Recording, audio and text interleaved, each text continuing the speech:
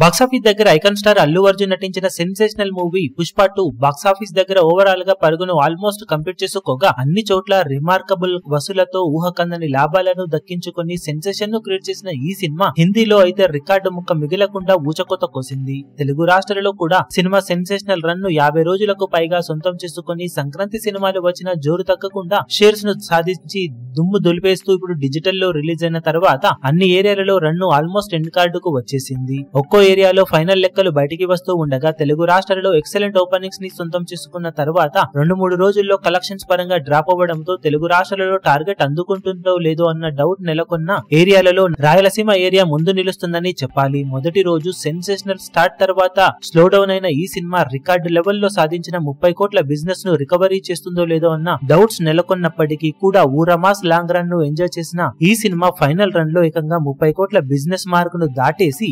35.70 కోట్ల రేంజ్ లో షేర్ అందుకుని రాయలసీమ ఏరియాలో one of the highest share అందుకున్న సినిమాగా నిలిచింది. 30 కోట్ల బిజినెస్ మీద ఏకంగా 5.7 కోట్ల రేంజ్ ప్రాఫిట్ ను కూడా సొంతం చేసుకుని రాయలసీమ ఏరియాలో పరుగును పూర్తి చేసుకుంది ఈ cinema. One of the best long run ను సొంతం చేసుకున్న సినిమాలలో ఒకటిగా నిలిచిన పుష్ప 2 సినిమా ఊహకందని ర్యాంపేజ్ ను చూపించిందని చెప్పవచ్చు అన్ని ఏరియాలలో కూడా.